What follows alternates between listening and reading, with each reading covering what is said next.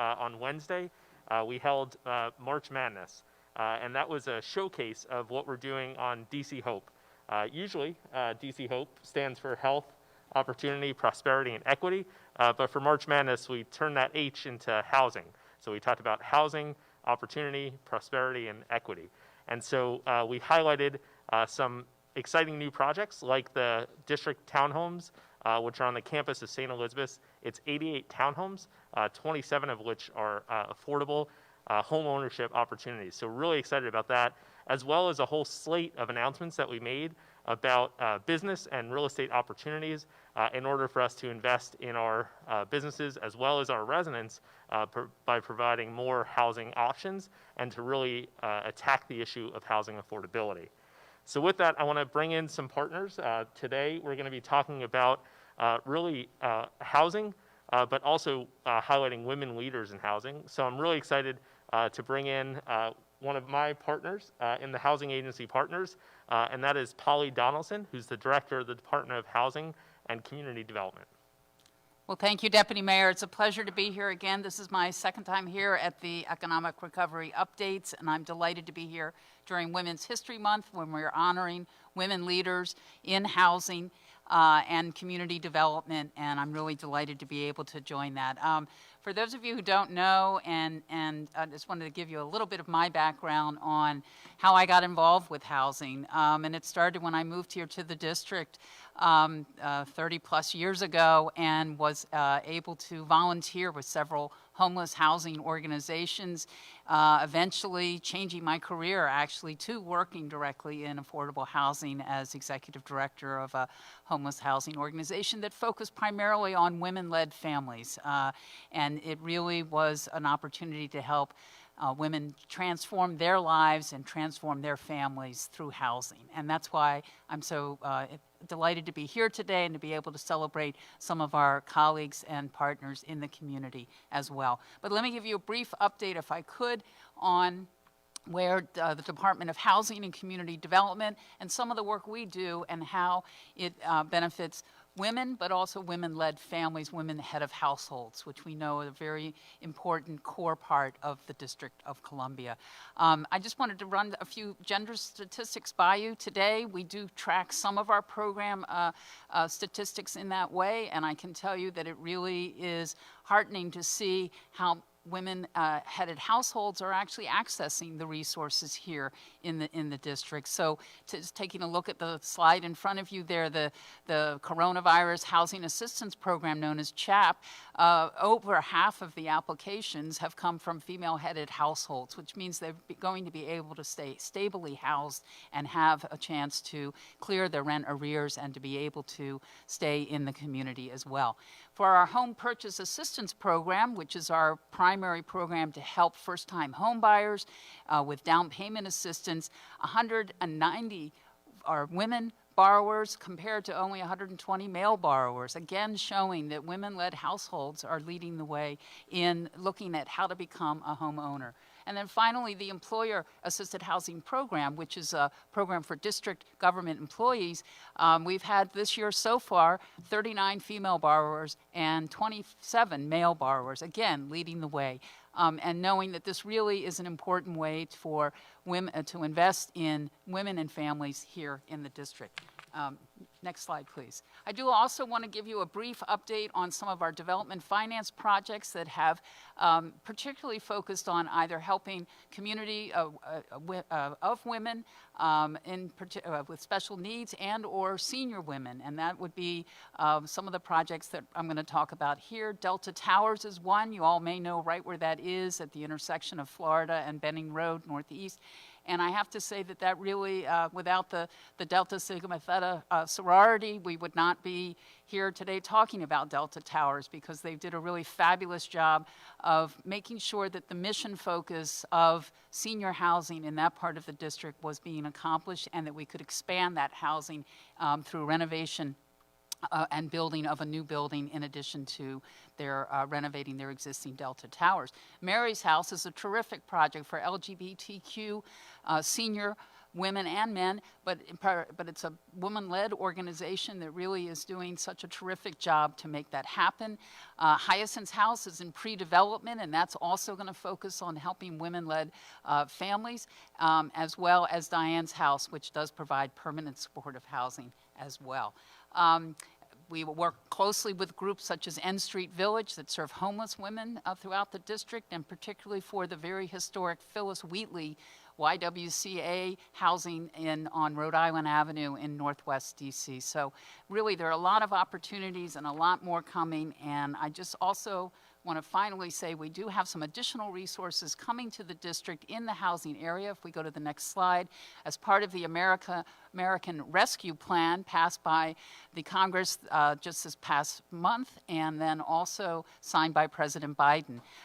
It's going to include $152 million in additional rental assistance that you're going to hear Director Zeilinger talk about with the Department of Human Services, $50 million in home ownership assistance to help people stay in their new homes or in their homes through mortgage payments, and then another $44 million in emergency rental vouchers that the Housing Authority will help distribute in the community, and then energy assistance, $15 million in additional LIHEAP funds. All of these resources you can find information on at coronavirus.dc.gov, and please, I encourage you to do that. So that's the update from DHCD, and now I want to toss to Director Laura Zeilinger from the Department of Human Services.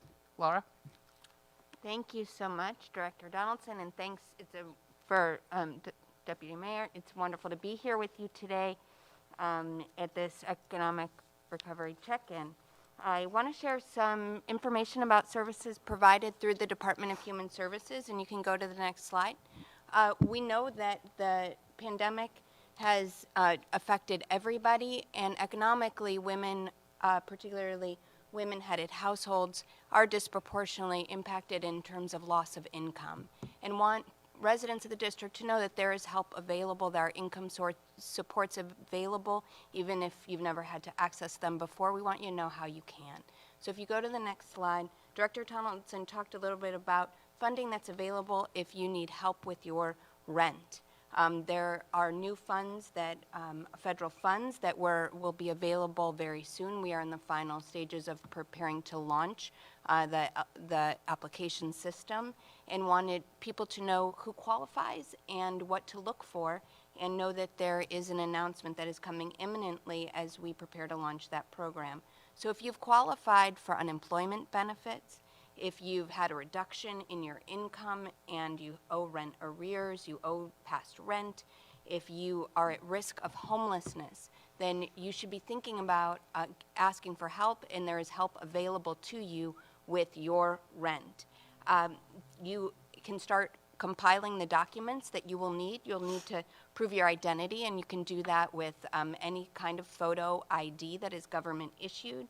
You will prove your income, and as well as be able to show your lease. So if those are if you anticipate that you need that assistance, please start gathering those documents together, and those supports will be available to you imminently. Stay tuned for an announcement that is coming with that assistance. On the next slide, I want to tell you a little bit about other income support programs that are available to district residents. In addition, we have an emergency rental assistance program, and which does also help with rent arrears. We have also help with temporary housing, as well as cash assistance through our Temporary Assistance for Needy Families program. That'll help you with some cash assistance and as an additional income support if you're not getting unemployment insurance, as well as the Supplemental Nutrition Assistance Program that can help residents who need help with paying for food. And if you need help with medical insurance, you can also apply for Medicaid. And in addition, with these programs, there's also supportive services that can help you connect to workforce development programs if you are interested in a career change or need to build your skills and are thinking about reemployment as the economy reopens. On the next slide is some information about how you apply for public benefits. So while DHS service centers are currently closed in terms of seeing people face-to-face, you can pick up and drop off documents at any of our service centers that are listed on this slide.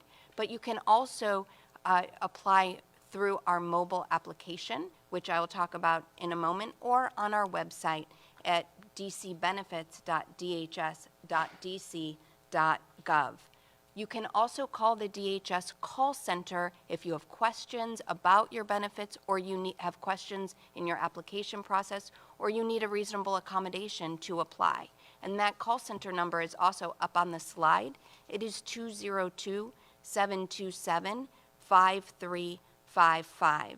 And our offices and our call center open early in the morning at 7:30, so please do call. Now, March is the first month that people need to begin to recertify for their benefits. So if you have received a notice in the mail and you are due to recertify this month, please call the call center imminently, because if you have not recertified, you will see a lapse in your SNAP benefits. We don't want that to happen.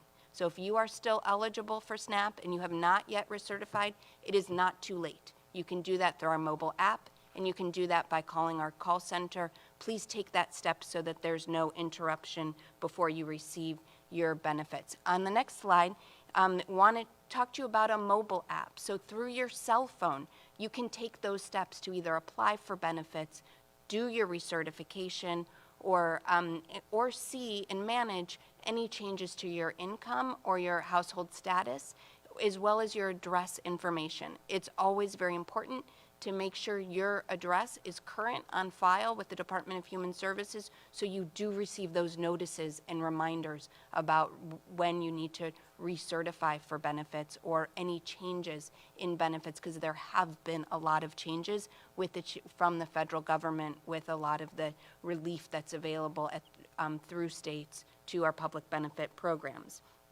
One of those programs, and we can go to the next slide, is our pandemic EBT program. This benefit is intended to help families whose children would have otherwise received breakfast, lunch, snacks at school.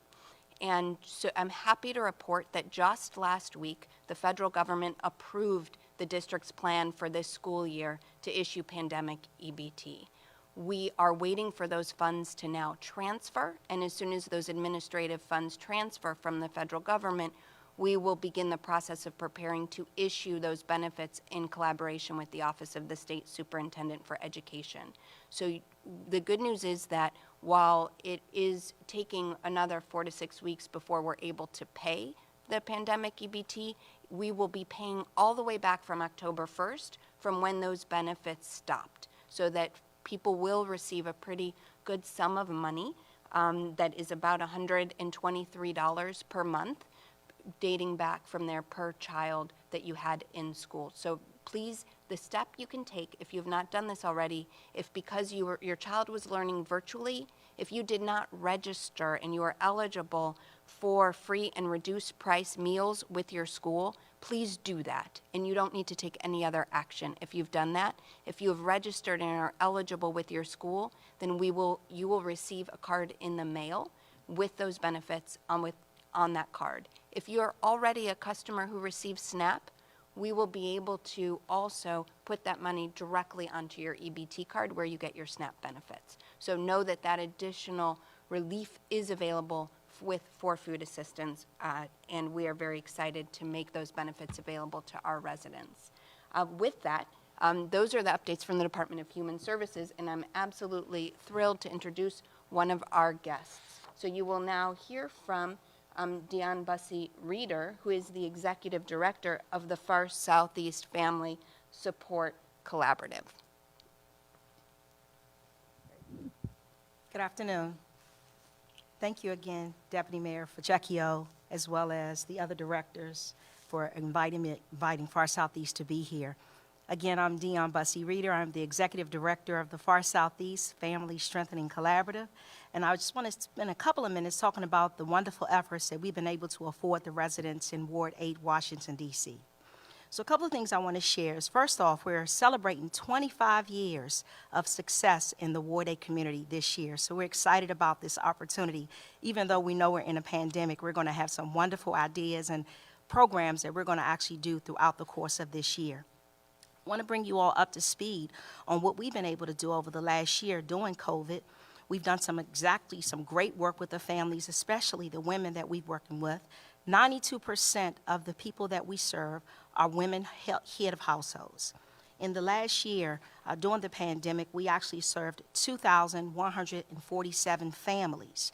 For us in Ward 8, that's a composition of approximately 3 to 4 people per household.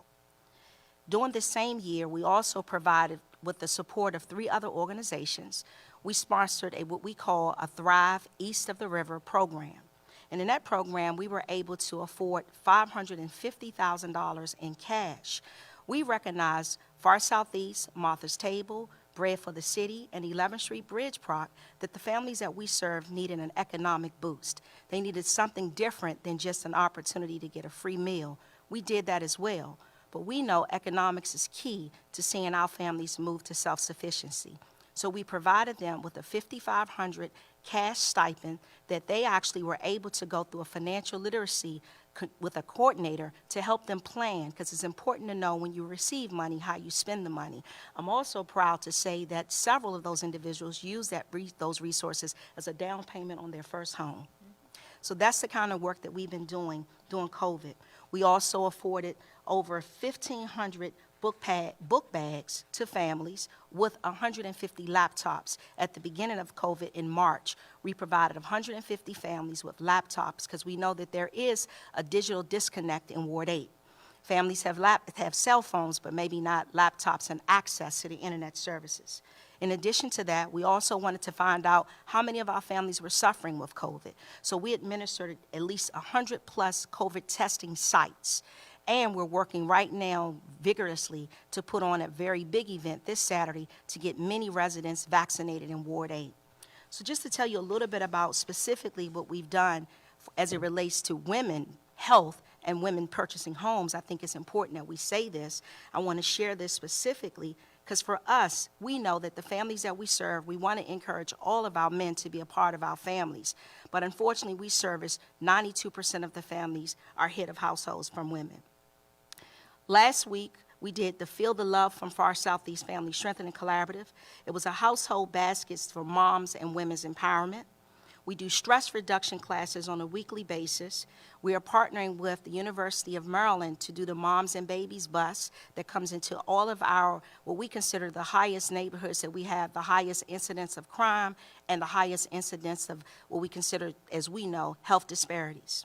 So we do this with this bus each and every week, and we've been doing this now for 3 months, going to these particular communities, and when we open our new building, which hopefully will be very soon, Deputy Mayor, we will actually have a location in that place so that families can come and actually have another site that they can connect with the Moms and Babies bus.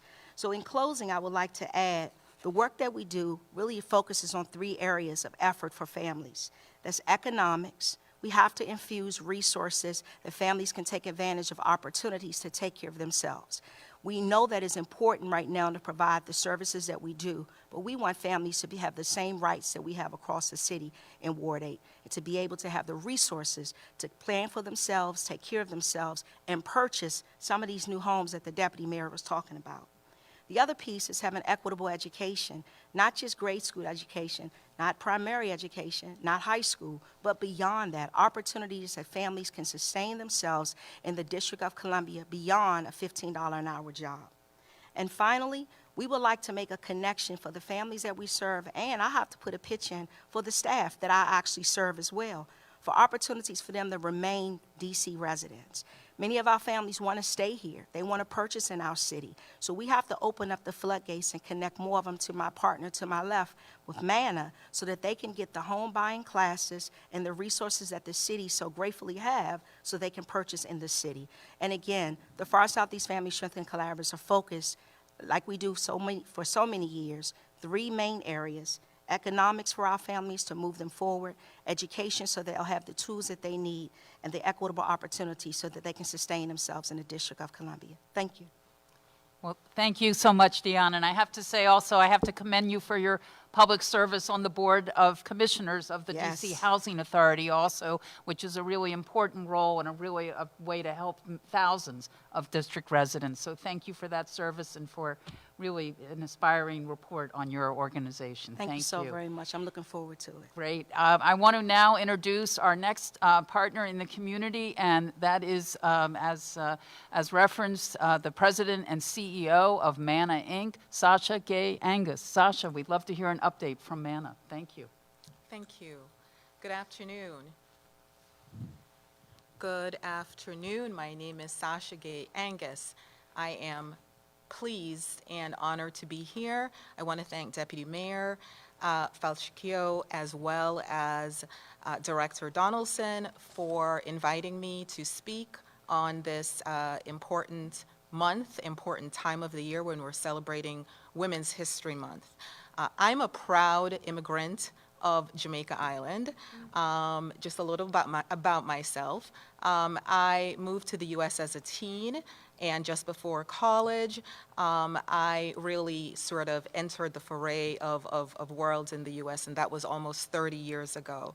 My personal mission is really to help women and children thrive, and frankly, the best way I know to do that is through housing and community development. I've spent the last 20 years of my career working in the field of housing and community development, and now as an immigrant, as a woman of color, and an experienced housing professional, I am proud to be leading MANA Inc. toward its next generation of growth, investment in people, and investment in communities. MANA Inc. is an almost 40-year-old organization that has developed over 1,500 units in all 8 wards across Washington, D.C. We've served over 2,000 families in the district, and we've invested over $300 million in D.C. neighborhoods. We currently have 125 rental units under construction. That's affordable rental units that are under construction. And we have another 450 affordable rental units in the pipeline. As a nonprofit organization, MANA really works to curb generational poverty by developing and constructing new homes for sale to low and moderate income purchasers. We have a very robust training program that is designed specifically to, we've got a very robust, can you hear me better? Okay. Is that better? Okay. Yes, Dion was just speaking about a few of her households actually entering MANA's very robust homeownership training program where we, provide financial education, financial literacy, foreclosure prevention education for many first-time home buyers. This is the heart and soul of the work that we do at MANA. On average, MANA sees over 300 clients on an annual basis, and now they're coming through our doors virtually. 78.9% of those people who come through our doors are women, and 79.8% identify as Black or African American. So the overwhelming amount of people that we see are women wanting to be first-time home buyers, wanting to purchase homes, looking for assistance with down payment and closing cost assistance so that they can support themselves and their families. MANA also provides a very robust empowerment program. So our work is really providing services from end to end. It is geared towards supporting homeowner associations and condo associations to teach them how to operate their buildings, to teach them about governance and setting up the new condominium associations, and to really learn how to manage their associations. I'm thrilled to hear about the homeowner assistance program that Director Donaldson just spoke about. That will really go a long way in assisting many of these homeowner associations and condominium associations that may be experiencing some hardship as a result of, losing jobs when there is a choice or when one has to think about paying the mortgage or paying the rent versus putting food on the table, oftentimes it's putting food on the table. And so many of these associations might be experiencing distress, and so that homeowner assistance program will really, really go a long way. In our rental communities, we overwhelmingly see women, renting in our communities, and many of them are 100% affected by economic hardship. Some of the things that we're doing, we are providing rent relief. We are thrilled to have received some funding through the rent stabilization program that's helped to sort of backstop some of the revenue losses. We are allowing residents to go on payment plans. We are providing resources to households that have mental health challenges. We're providing resources and sharing resources for people who need utility assistance. We are sharing resources for people who are experiencing food insecurity and need assistance. So we are actively working with our residents in these rental communities so that they can support themselves and continue to thrive through this pandemic. There is certainly no denying that women are disproportionately being affected by COVID. And I talked a little bit earlier about, women having the burden at times of having to provide, childcare. Even for women who can work from home, if there's no assistance from a partner or no childcare assistance, that also becomes a burden. So we are 100% trying to connect with our residents so that we can provide them with resources and share resources that may be needed. Thank you. Fantastic. Well, I appreciate all the presentations. We want you to join the conversation as well. So if you're on the phone line, you can press 0 now, and that'll give you an opportunity to ask a question or share a comment directly. Or if you're on social media, you could use the hashtag DCHope on Facebook or Twitter, and that will allow you to enter the conversation and ask any questions that you have or share any thoughts or reflections with the group here. But each week in March, we have recognized an unsung hero. So Mayor Bowser is excited to have us recognize another unsung hero today.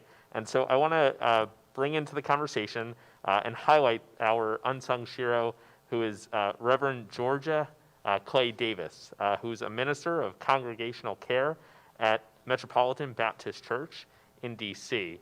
And I want to read her bio just to give you a little bit more context about who she is and what she's done for D.C.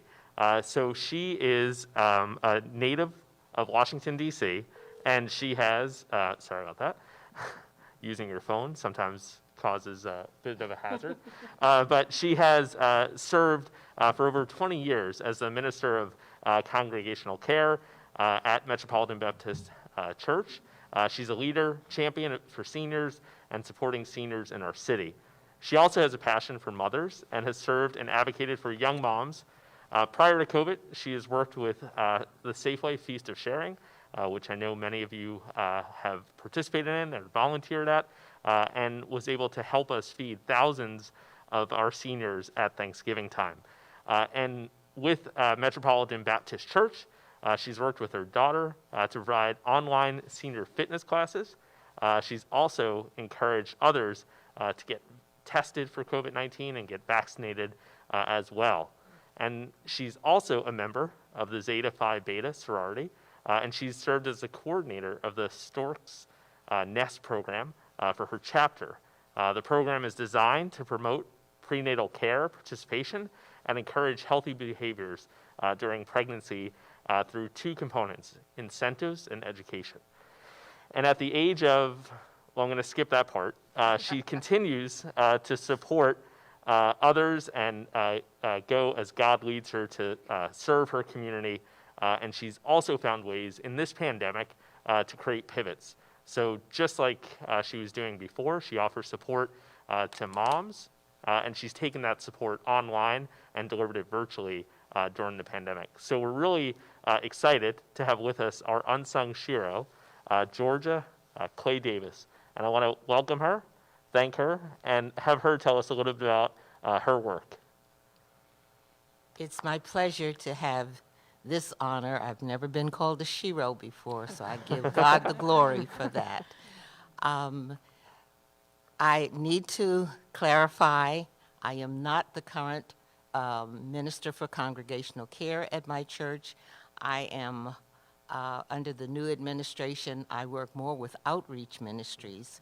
And so therefore, I am more involved in working with the community. So you've talked about my work with the Safeway Feast of Sharing, and we've been involved for over 20 years. Originally, my role was to get volunteers to help. So basically, my role has been to find ways to support the needs that I see in the community, in my congregation, in my family.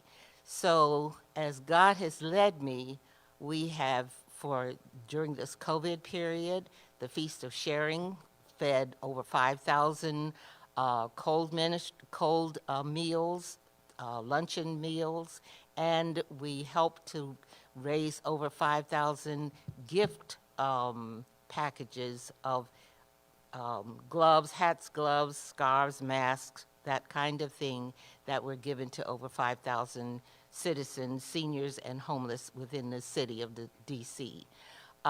With my church, we are constantly reaching out to identify needs. I was responsible originally for getting the persons who needed food and setting up a food pantry in our church. Now that I am at the beautiful age of 81, I'm not able to do all that I used to be able to do. I'm not able to get out and meet the community, but I'm able to get people to help. So therefore, my role has been getting supporters. So in that role, we are constantly supporting the food bank that has grown and is serving the community. In my role, I am working with different organizations with the Stork's Nest. The Stork's Nest is a program that we see many pregnant women who have dire needs. And so in my role in working with the Stork's Nest, we are constantly trying to find ways to get community involved in helping them. At the moment, we are finding that, and we work with March of Dimes, we are finding that the research that March of Dimes has laid before us needs to be proven. We need to find out if all the things that pregnant women are learning, if that is what they really need, if that is really helping them. So our program at this moment in time is trying to get feedback from as many pregnant women as possible to pass on for them for us to know what they've learned, what they're returning, and what we need to focus on. So we are registering. We have 4 virtual cohorts that we are working on to get the pregnant women to sign up, take the assessment. It doesn't matter where they have been, where they're getting, as long as their primary care provider is in the District of Columbia, we can take them, even if they're moving around because they don't have stable locations. They might be in nearby Maryland, D.C., Maryland, or Virginia, but if their primary care provider is in the District of Columbia, we want them to register with us so that we can make sure that what they are learning is something that is needed, and what the teachers, what the people who are helping them would know what they need to be focusing on. So that is something that the community can help us with at any time. We also found that There are many people in the community. We have community partners. I'm glad today to see some of the people here that we have tapped into your resources, especially the far southeast community. And I'm glad to find out here there are other people, because I'm being called on not only to help, but there are people who are going through stresses and going through situations. They need to know what resources are close to them, what resources are available to them. I used even though I didn't expect to get it, I used my COVID stimulus, the first stimulus. I used that to help people that I knew absolutely direly needed help. I used that not for me, because that was not something I needed, but it enabled me to help families who were caught by COVID. And until this money could come to help them, they needed to survive. Their families needed to survive. So I used the money to help them. I don't know if I'll get anything this time, but it'll be used in the same way because it's needed. I am so grateful today to know about these services that you have. I'm so grateful today to have the opportunity to let the community know we need your help. There are so many ways that we can help. I have made masks, handmade, because I was in a car accident and it caused my brain not to be able to focus and do the things that I used to be able to do. So I'm not able to stably walk all the time. But sewing by hand was something that helped me. So I made over 100 masks and just gave them to people who really needed them.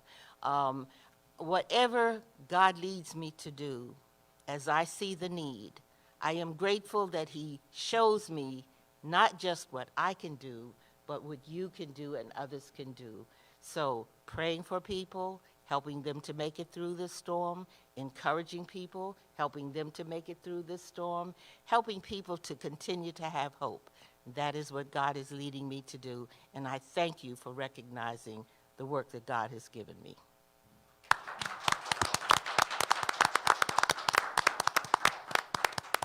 Well, now everybody knows why Mayor Bowser wanted to recognize you as a Shiro. We really, we have many people ask us, well, what can I do? What can I do to help? And really, I think you've exemplified, just do everything you can do. Everything.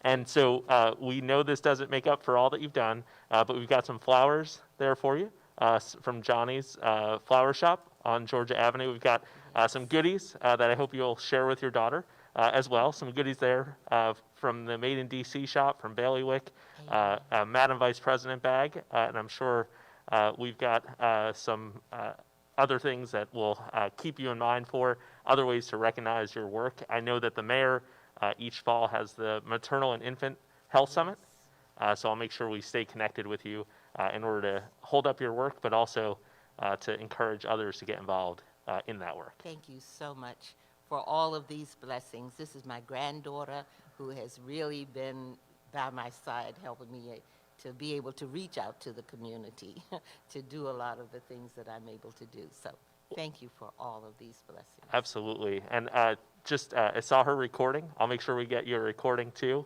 The Tatiana and the team will make sure that we get that for you so you can keep sharing the good work that you're doing.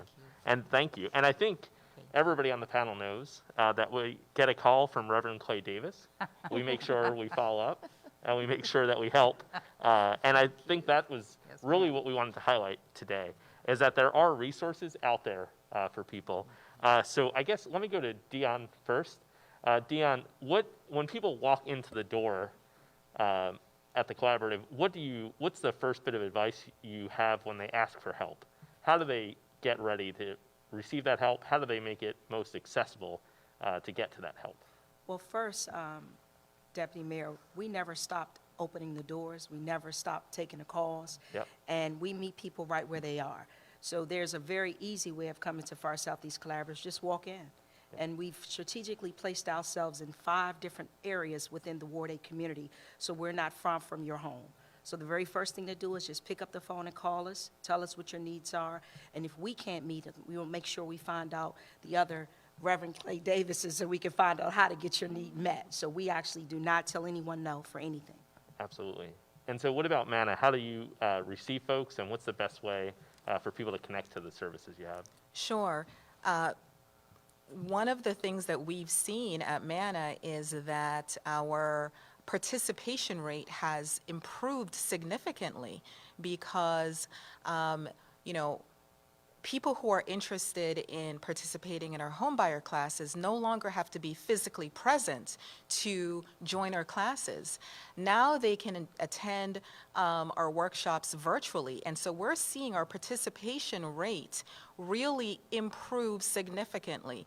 Now people are making appointments, they're keeping appointments, and they're staying in through the entire program. People are very, very serious about really becoming homeowners, and we are doing everything that we can at Manna to, you know, retain the people who come through our doors and walk them through every step of the way, regardless of where they are in the process. They may be 12 months out, some are even 4 months, you know, close to being a home purchaser. We walk them through the process every step of the way, and when they've graduated from our program, we help them find a home. If not a home that Manna builds, it may be another affordable dwelling unit that exists in Washington, D.C. So we don't turn anyone away, and we help them to stay in our program until completion. Absolutely, and that actually, we've seen that too with community meetings, that there's been an uptick in participation in community meetings because it's more accessible for folks. We all want to be back together again, but we do see that participation is, we've seen an uptick in it. And I saw Polly shaking her head while Sasha was speaking, so Polly. Well, just to say that also at DHCD, we've seen upticks in participation across all of our programs because of the online presentations that our network of community-based organizations such as Manna and such as Far Southeast have been able to do. It really is it's showing again how, you know, we can all come together and learn new ways to reach people and to bring people in and to be able to do that. It's true also of the agency. We are doing online, more online activities where you don't need to bring the paper into the office, but we can actually process things electronically in a much more efficient way. So again, Deputy Mayor, I think that that's really a very good harbinger of how, even with all the horror of COVID, we will make changes in how we do business and how we serve residents of the district. And, If I can yeah, add, Deputy Mayor, to Director Donaldson, I think it's important for us to recognize the partnership with the community-based organizations and the DC agencies. Because of an opportunity, because of COVID, we were able to actually purchase through a DHCD grant. You guys had a COVID relief grant. We were able to purchase laptops, and through another relationship, we got free Wi-Fi services at one of our locations, so more families were able to be socially distanced if they didn't have a computer, be able to actually access more of the programs, not just for Far Southeast, but citywide. So you're absolutely right. That level of connectivity, I think in the midst of this, we realized we all had to collaborate to make this happen. And we put those federal resources to work to provide grants to nonprofit housing and community development organizations, over 50 of them in the district, to be able to address COVID-related issues and programs like that. So we're grateful for that federal support as well. Absolutely, and I think Laura laid out what we'll soon announce in the emergency rental assistance program. So Dion, she's going to be coming to you again because Laura, there are some items that people will have to have together in order to get that rental assistance. I know you had a slide about it. I don't know if we could go back to that slide, but really it seemed like, and I wrote them down, to get ready, right? So I said, get ready, question mark here. Documentation. So you're going to need something for your identity, your income, your lease, and your utility bills. If you need utility assistance, then yes, any kind of statement showing your arrears and your account number for your utility rates. It's back one more slide, I think, and definitely you'll be able to call us and we can walk you through it. It will all be evident on our website. But begin to gather those documents together. We know that there is help with rent, there is help with other income supports, and that we're going to make it through this together. People do not have to lose their housing, and you do not have to wait until you're at risk of eviction, till there's a case filed against you, to get that help. We want you to get that help now. We'll be able to help people not only with the rent that they owe, their back rent, but if they still are not reemployed, we'll be able to help them going forward if they still need that assistance. So really encouraging folks not to wait, and once we open up that application system, be ready to apply. There's help on the way. And who is going to be able to qualify for it? Because I think that's kind of the question. I want Dion to get folks ready. I want Sasha to, as people walk in the door, who's going to be able to qualify for this program? So there will be a chart on our website, where you can look at if your what your area median income is, and I think it's about 80% of area median income and below. If you know if qualified for unemployment benefits, you're eligible. If you have lost income and can't afford your rent during the pandemic, you're going to be eligible. Most people who are experiencing hardship right now economically and cannot pay their rent, it is there is assistance for you, and we should be able to help, or at least put you in touch with another resource that may be there for you. So basically, if you have had loss of income that has made it difficult to pay your rent or your utilities or any other housing costs that you might have, we would love for you to get your documents together. You can also certainly apply for emergency rental assistance program, which is open now, and you can do that through the DHS website, but we know that the new federal funds are going to be much more, it's a much larger sum of money that we have to assist households. And so, and I'm glad that you talked about our community partners, because I think this panel is an excellent example of the fact that government doesn't do anything alone. We do it only in partnership and through our community organizations, and we rely so heavily on our community providers to help residents get their needs met. And so we have done a number of community calls with our partner organizations, and we will continue to do so that you have the information that you need to help the people who are coming to your doors. All right, so Polly. And can I just add one point, though, because I think it's an important point, that there is no restriction whether you have an existing housing subsidy or if you're undocumented for these new federal funds. So I think that really sends a message to the entire district community that this is a program here to help you. Please apply. And Polly, I was going to say, too, the income levels, because Laura mentioned 80% of AMI, which to folks may not register what that is. I'm going to guess. Ready? I'm going to guess. So for a single person, that's $70,000. For a family of four, that's about $100,000. That's correct. That's good.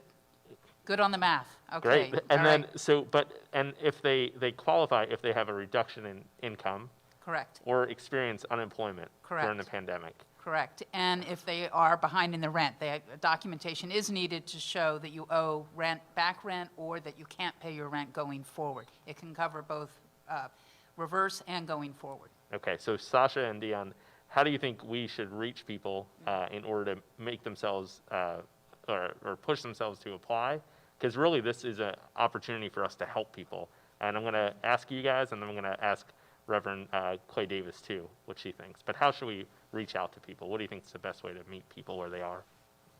Well, I'll begin. I was about to call you John. Please do. Please. I'm used to saying it. You always say that. Just call me John. Just keep calling me. Especially when we're talking. So, John, for us, it's really the way we do our business each and every day. And that's connecting directly to the individuals that we serve. We put our information out directly door to door. We're still safely doing door to door engagement. We're safely still doing all of our social media outlets, and we really actually have a pretty high percentage rate of people who pay attention to what we're doing. We're connected closely to our community leaders and our elected leaders, our council member. So for us, our network is so large in how we serve. And most of our programs have community advisory councils for individuals who were once actually either in the program or currently are actually involved. So we use those networks to get information out like this. I'm writing notes right now saying we have to get a leaflet, spread the word, infographic, Less words, a lot of pictures. How do you do it? Make the connection and make it a very easy process for our families to actually engage. Far Southeast would be more than willing to be one of the conduits to share the information. But that's how we should do it the best, and I know in the community we serve. I would just add briefly to what Dion just said. For people who are living in affordable, rental communities, that it is also helpful to connect with property managers, so that property managers can disseminate information directly to residents, that the site managers specifically can schedule appointments with residents and work with them to, go through the process. So working with the property managers as well as developers, I think, is an added layer of, connecting the dots to ensure that the information reaches residents. Absolutely. And Reverend Georgia Clay Davis?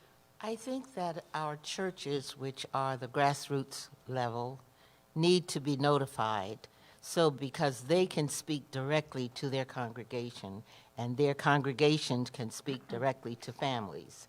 So I think that in the District of Columbia, you have quite a few churches, whether large or small, that can really help their members to get the services that they need and can really use that help. I think they will.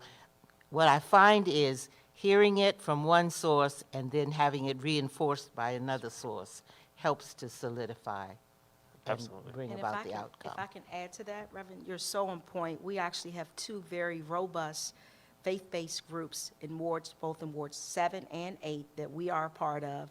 So the Ward 7 Faith Leaders Group and the Ward 8 Faith Leaders Group, we meet on Saturdays, the first and the second Saturday of the month. That's a wonderful opportunity. You're right on point to share that information along with the other community-based organizations like the Anacostia Coordinated Council. That's another conduit to get information out. Thank you. Well, I'm looking to my panel because we're almost at time. We did get a lot of messages on Facebook. They were mostly all shout-outs to Reverend Georgia Clay Davis. So I don't know what your Instagram handle is, but we got to get you one if you don't have one, because we've got a lot of positive feedback. But I want to just go down the line just to ask folks to give us kind of their final thought. So we'll start with Dion and work our way down the panel. Well, first of all, thank you so very much for this opportunity, having these kind of conversations.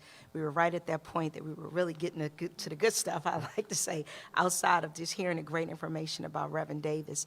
But I would love to hear more about how we can share more information, get more information out to our families, and be a part of how to support the directors here and get this information out to the families that we serve. So thank you for having us here.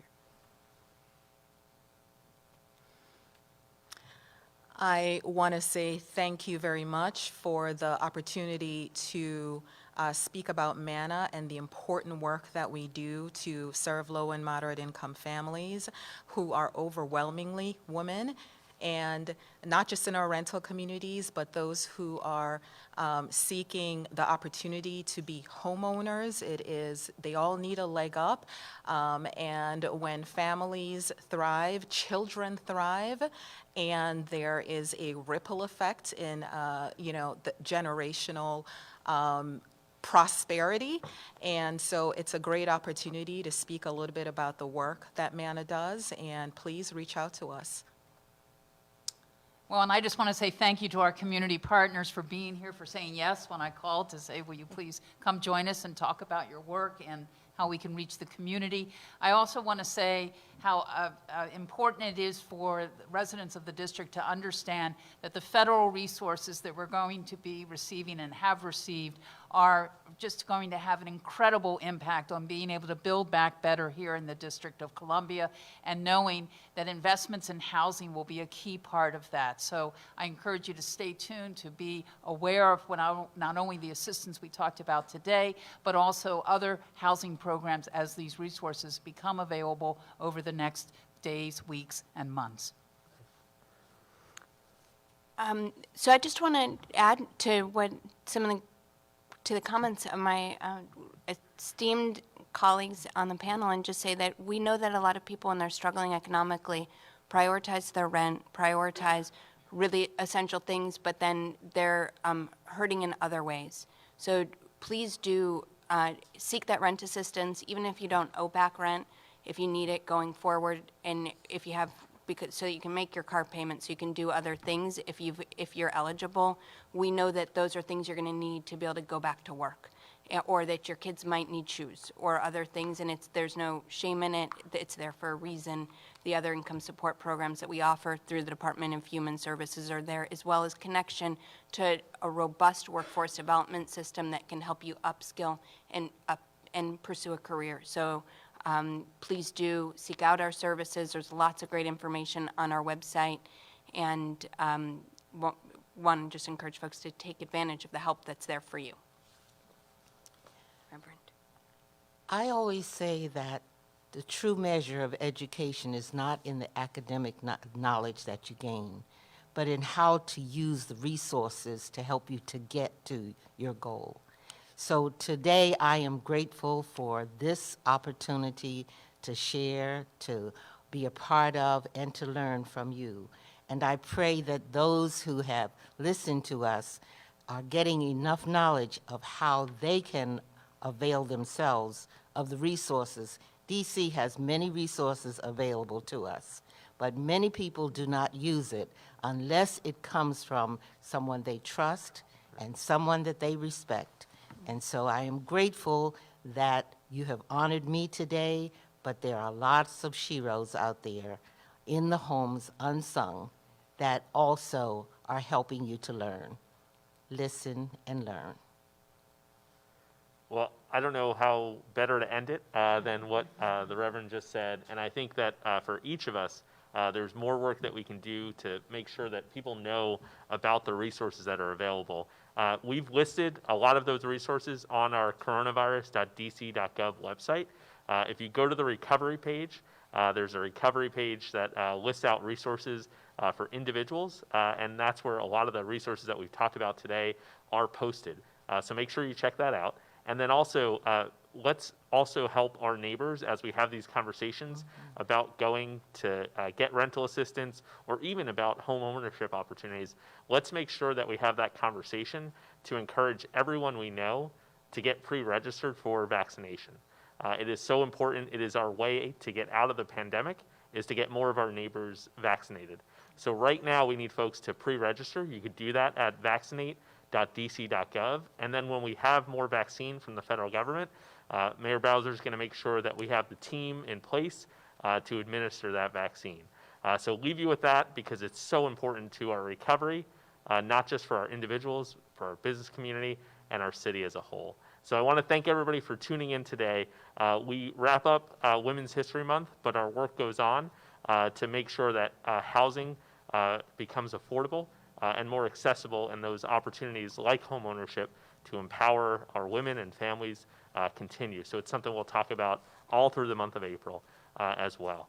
So with that, I want to thank you for joining us, and want to remind everybody to continue to mask up and stay safe.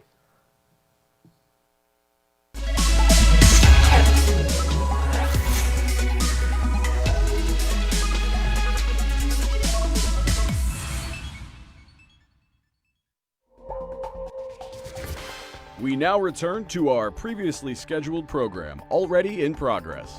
$2.2 billion in forgivable loans. PPP is open again, and I need you to explore it. So DemPed and DSLBD created PPPready.com. Check it out today and apply before funds run out. As Mayor Bowser says, we're all in this together, and we will all get through this together if we make the most of every opportunity to rise.